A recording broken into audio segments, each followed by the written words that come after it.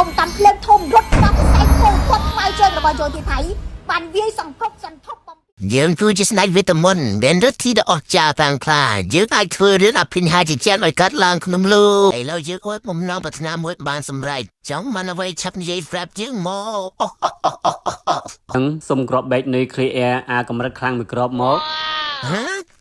យកទៅទម្លាក់លើរាជវាំងក្រុងបាងកកឲ្យរៀបខ្លាយជាសមុទ្រ ជាថ្ងៃដែលយន្តហោះចម្បាំងថៃបើកការវាយប្រហារតាមអាកាសលើទឹកដីកម្ពុជាគ្រាប់បែកគ្រាប់ផ្លោងគ្រាប់បែកចង្កោមតាមភ្លើងធំរត់បោះខ្សែគោquất mai chơi rồi bao giờ thì thấy bànវាយសង្គ្រោះសន្ធប់បំពេញប្រទេសដទៃ ហេអ្នកកំឡោះកំពុងមើលអីហ្នឹងមើលទៅសែតហ្នឹងហ៎ មានអារម្មណ៍លេងសើចជាមួយអាចេថយចេញឲ្យឆ្ងាយកុំញញ៉ៃចង់ធ្វើអីឲ្យមើលស្ថានភាពស្រុកទេសផង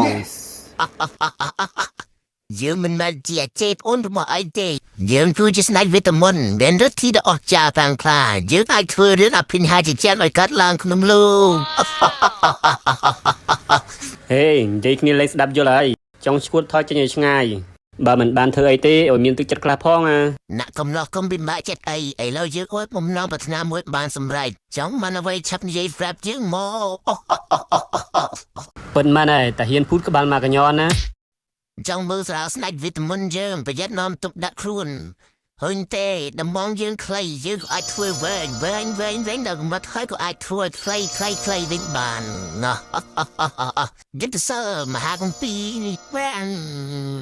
ចង់បានអីឆាប់និយាយប្រាប់យើងមក អញ្ចឹងសុំក្របបែកនៃគ្លីអែអាកម្រិតខ្លាំងមួយក្របមក ហ៎ចង់បានក្របបែកដេគ្លីអា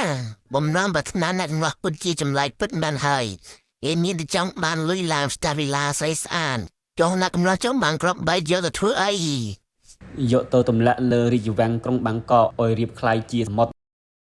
បំណងអ្នកកំឡោះពិតជាសាហាវខ្លាំងខាក្នុងចិត្តអពេញដោយកំហឹង ពេលនេះកំហឹងពេញពោះខួរក្បាលដូចភ្លើងកំពុងឆាបឆេះអបពួកអាចរសៀមឆ្លៀនពៀននឹងណាវាធ្វើឲ្យប្រទេសយើងវឹកវរ របែកនៃគ្រីអែជាអាវុធដែលពិភពលោកហាមឃាត់យើងមិនអាចបំពេញបំណងអ្នកកំឡោះបានទេសុំទោសផង ក៏បាញ់វាបានតែអញ្ចឹង កងកម្លាំងកម្ពុជានៅបន្តឈរជើងក្នុងសមរភូមិយ៉ាងអង់អាច